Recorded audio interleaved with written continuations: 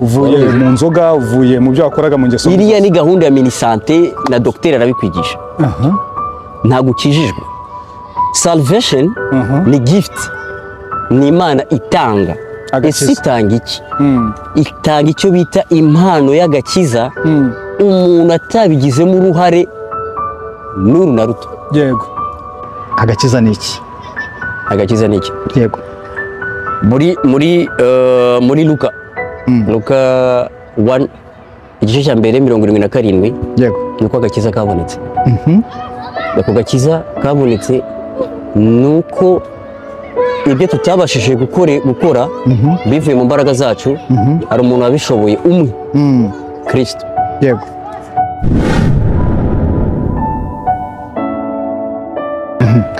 Hello you guys, ni Happy Impact Network mwisanzwe. Reka nizere ko mumeze neza aho muri hose. Twongeye kugaruka mu kiganiro turi kumwe na Orphe Bayo. Tugiye kuganira ku bintu bimwe na bimwe bitandukanye ku rujijo ruhari kuri gospel. Tumaze iminsi Orphe Bayo. Yes. Urakaza neza. Thank you man. Thanks. So tumaze iminsi hari urujijo impaka nyinshi. Bavuga ku gakiza. Agakiza ni iki? Agakiza ni iki? Yego. Muri Luka Luka 1 igice cya mbere 77 yego nuko agakiza kabonetse ako gakiza kabonetse nuko ibyo tutabashije gukora bivuye mu mbaraga zacu hari umuntu wabishoboye umwe Kristo yego niwe wabashije kuduhesha agakiza kubw'ubuntu muri ako gakiza twakabonye byiteka yego ariko si n'ibyiteka gusa ahubwo byabaye rimwe yego ngo babe bihagije iteka agakiza ntabwo umuntu agashaka yego nta nubwo umuntu agahitamo yego so ndagira ngo usobanure kino kintu ntabwo umuntu agiramo amahitamo yo gukizwa basaregarikije kutavuze ko umuntu ntabwo agira amahitamo yo gukizwa kuko Bibiliya avuga muri Efesiens bose bari barapfuye bazize ibyaha n'ibicumuro yego so bivuze ngo ntabwo umuntu wapfuye ashobora kugira amahitamo agakiza n'Imana igatanga yego ni gift so nimba umuntu ashaka kuvuga tuvuge umuntu akavuga ati jewe nahisemo gukizwa ntabwo ukijijwe buriya wari ubizi yego iyo ni ukuvuga wowe umuntu cyawe ntabwo umuntu yavuze ati jewe nari nkozi y'ibibi ndavuye mu mayoga navuye mu makabare navuye mu bintu byose sibyo akaba ati jewe fashe icyo bita decision yanjye ndakijijwe yego bivuze uwo muntu ntabwo akijijwe sizi ko ariko nyumva ndakumva cyane reka bisubiremo nanone iyo umuntu avuze ngo njyewe fashe decision mu buzima bwanjye ko ibintu nakoraga bibi ntazongera kubisubiramo ndahindukiye ngiye gukizwa yego uriya muntu ntabwo akijijwe gute sasa yes urakoze cyane uyu muntu ahinduye ingeso yego ntabwo akijijwe kuko ibyo bintu iyo ubigumamo n'ubundi byari kuzaguhitana yego uvuye mu nzoga uvuye mu byo wakoraga mu ngeso iriya ni gahunda ya minisante na dogiteri arabikwigisha ntabwo ukijijwe salvation ni gift ni imana itanga ese itanga iki itanga icyo bita impano y'agakiza umuntu atabigizemo uruhare n'uru na ruto yego bivuze iki rero muri Jean muri Yohana igice cya mbere 17:17 aravuga ati amategeko yazanywe na Mose yego ubuntu n'ukuri bizana na Kristo so ubwo se waba urimo gusobanura bya bindi b'abantu bajya bavuga ngo ni inyigisho z'ubuyobe nta nyigisho y'ubuyobe ibaho grace ntabwo ari doctrine yaje oya grace ubuntu n'ukuri ni Kristo himself we ubwe yaje live ariko afite iyo full package yari muri we yego uribuka mu isezerano rya kera ahantu bigeze inzoka zariye abantu baravuga ati ureba ku giti arakira. So Jesus niwe turebaho kuko niwe urebaho uraza gupfa. Alright. So agakiza rero kuko wabivugaga gutyo ni impano Imana itanga umuntu atabigizemo uruhare, Imana ikaguha agakiza for free. Ntabwo biva muri fasting kuko wirije, nta nubwo biva ku cya 10 watanze. Yego. Kuko biriya byose ntabwo Imana ibyemera. Gute? Kandi ijambo ry'Imana rivuga gutanga ibya 10 n'amaturo. Nta kintu na kimwe nkuko Dawidi yavuze ati ngo nigenza mu mwami nzakubakira inkuru ikomeye cyane. Yego. Imana iramureba iramubwira ati wowe ntabwo ari wowe ukwiye kunyubakira umuhungu wawe. So none se mbere yuko ubu mwami bundi nge nabagaye. So do you think ko ibihumbi 5 utanga muri eglise 10 20 iriya ni support aho se shaka kuhinjira? Now agakiza ni impano Imana itanga. Yego. Dukizwa n'ubuntu, ubu yapfiriye bose bakomeza kubaho ku bwabo ahubwo babe ku bw'uwo. Naho turi kubyumva. Ubu yapfiriye bose ngo bakomeza kuba ku bwabo ahubwo babe ku bw'uwo wabapfiriye. Jesus. So now bivuze iki rero? Twakijijwe n'ubuntu. Ati waruzi ikintu kimwe ngiye kukubwira. Muri Abaheburayo 4:10-11 aravuga ngo mugire umwete kwinjira muri ubwo buruhukiro kugira ngo muruhuke. Yego. Nkuko jewe Imana ivuga ati nkuko nanjye naruhutse. Ushatse gusobanura iki? Imana yinjiye mu isabato yiteka ashize imyaka 2025 diraranye. Bishatse kuvuga iki rero? Nta kintu Imana isaba n'umuntu na kimwe. Nta kimwe. Bisubiremo, nta kintu Imana isaba n'umuntu na kimwe. Nimba unabikora ntacyo bitwaye, iryo hasi ibaho, ariko kuko Imana igenda itwigisha tugenda tubisohokamo. Yego. Ikintu cya mbere cyica ni inyohansi. Imana yatanze agakiza ku bantu bose. Ariko kumenya ayo makuru aragukiza. Ni kuvuga ngo nta kintu Imana kimwe isaba umuntu donc gato. Nagerageje kutabishyiramo intuza cyane kugira ngo ntagire abantu ugusha. Ariko ahantu wowe udukurikiye kuri Impact Networking, Imana yaratubabarira tweza, imaze kutweza muri Efeso bati ngo itujyana imbere y'Imana turi abera, turi abaziranenge, nta n'umuga tutagawa. Dore rwose muri Isaya nuko bavati dore rwose nzabeza mumere nka sheri. Ntago umuntu yiyeza, twejejwe rimwe ngo bibe bihagije iteka. Oh mama, none se umuntu yiyeza reka bivuge. None se kugira ngo umuntu abe yitwa uwakijijwe cyangwa yumve yuko yakiriye ka gakiza twahawe ku buntu bisaba iki? Nibyo nakubwiragana na kimwe bisabwa. Umuntu iri predestiné arabimenya nyine. Imana agakiza agakiza ntabwo ugira imbaraga zo kubihitamo. Ni impano, niko navuze, ni Imana iguha. Ibi nyine ari ibintu ureba ukaba ati uyu muntu arakijijwe. Ntabwo ari judgment turi gukora. Ariko dore ingeso za kamere zirahari, ari n'izumuka nazo zirahari. Ndaza kwinjira kwa karindwi. Imana iri mu buruhukiro nkuko nabikubwiraga. Yararuhutse ishaka ko n'abana bayo bamenya kuno kuri nabo bakaruhuka. Kubera ko icyo bari guharanira bari guhatanira bashaka kugeraho cyamaze gutangwa biciye muri Kristo. Nyamavu Yesu yavuze ati ngo birakwiye ko ngenda kuko ntiyagenda mutazabona umufasha, kuko ningenda hazaza undi. Ntago ari ikintu kizaza, nzabohereza undi azajya yenda ku bya data bibahe abahishurire. Ariko uwo avuga Umwuka Wera uwazabana namwe uze kandi gakomeye azahita atura muri mwebwe. Bivuze ngo umuntu umuhamagara afite ikibazo gikomeye. Umuntu uhamagara uwo Kristo uhamagara Umwuka Wera. Yego. Ntabwo ujya vuba tugiye guhamagara Umwuka Wera. Hari no muri kwetse bana ndi kumubona hano ari gutembera hanga, ntago ari umusekirite wangu. Umwuka Wera ntago ari umucungagereza mani urandinga yirwa jagajaga. No.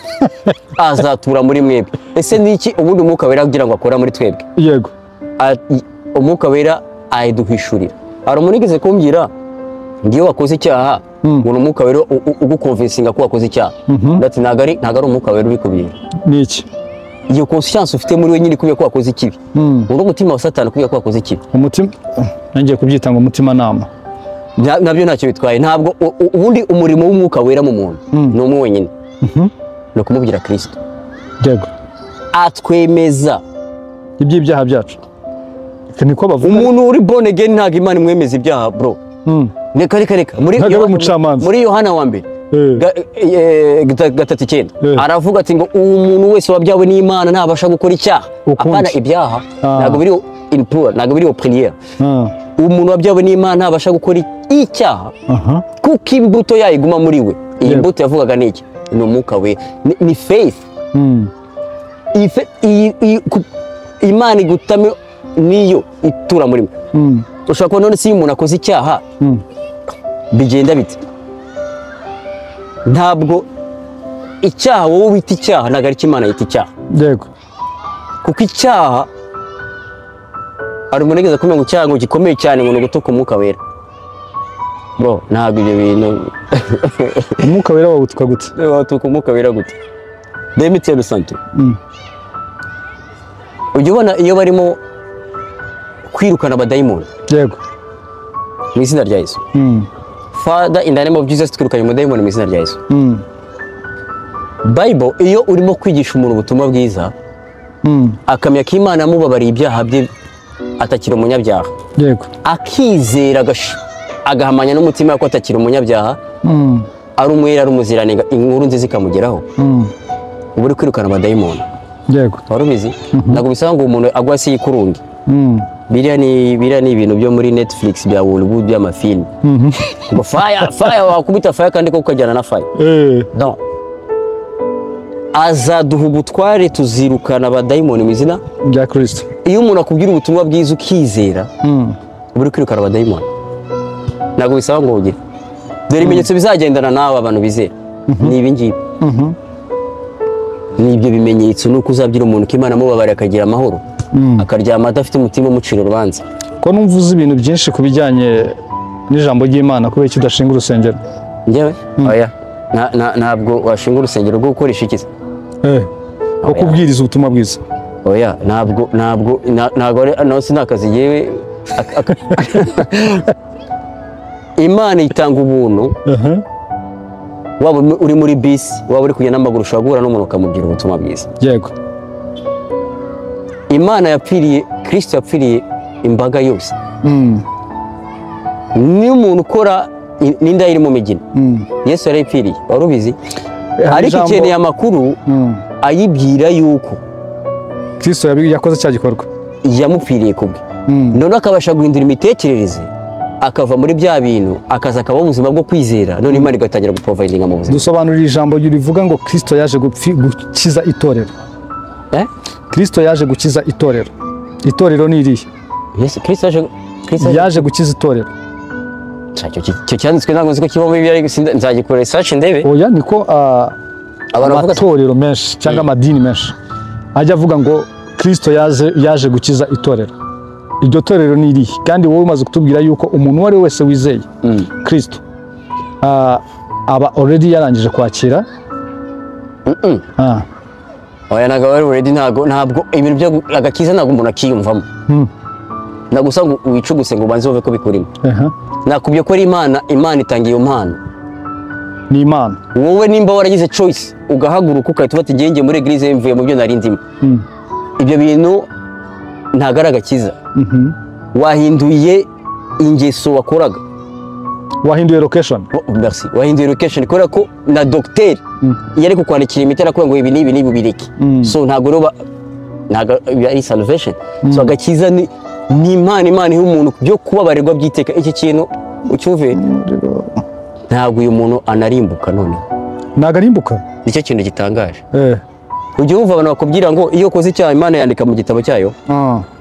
Ntabwo Imana ifite igitabo na marayika ntabwo afite bike na gome cyangwa crayon. Kanaka yakoze icyaha tumukuye mu gitabo cy'ubugingo. Yihannye ariko tumusubijemo yongere tumufayinge none ngo tumwirukane byanze. ntabwo ibyo bintu biba mu ijuru nta records ibaho mu ijuru Yego. iri kodinga ibyaha ntabwo ibaho Yes. uziko Imana ivuga mu Baheburayo ko yibagiye ibyaha byacu se aha ngaho uzangurira kugira ngo nzabigusobanurire Oya.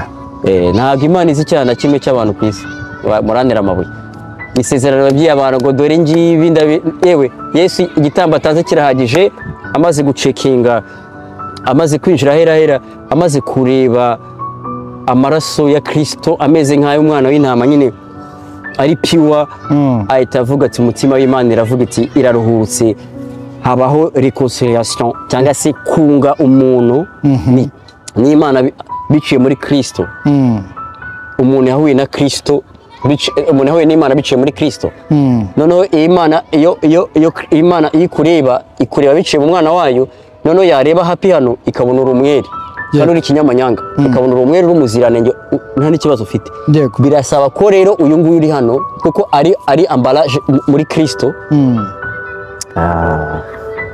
abikora mutera so now umuntu Yesu aragufasha gushira muri we amaze kugushyira muri we ajya ku musaraba Imana amaze iramuhitana kumuhitana mu kuzuka uzuka uri muri we umaze kuzuka uri muri ikintu cyabaye waragiye utawicaye iburyo bwa se mu buryo bw'umwuka donc ça veut dire ni position quoi cya autorité Yego. sibyo donc ni autorité muri sens donc yo kwicara iburyo bwa se wicara uri muri we now the Bible says ngo ntabwo atinya kuduhamiriza ko turi bene se niwe fura mu byaremwe tura ba petit frère uva kubwira ikintu petit frère ntabwo warimbuka none se ikagutera iguru imbwa ibwagura iki ibibwana inka ikabyara iki ingurube ikabwagura ingurube umuntu akabyara umuntu Imana ibyara iki Imana thank you very much now ngambira uyu muntu Imana yabyaye gerageza ubihuze umbyereteye umuntu azajya mu muriro muri Zaburi haravuga ngo habuze gatoya kugira ngo tube nk'abamarayika abamarayika Bibiliya avuga mu Baheburayo iravuga ngo Imana yabaduhaye kugira ngo badukorere ntabwo ari abakozi mureke kubitandukanya ibyo bintu ntabwo ari ababoyi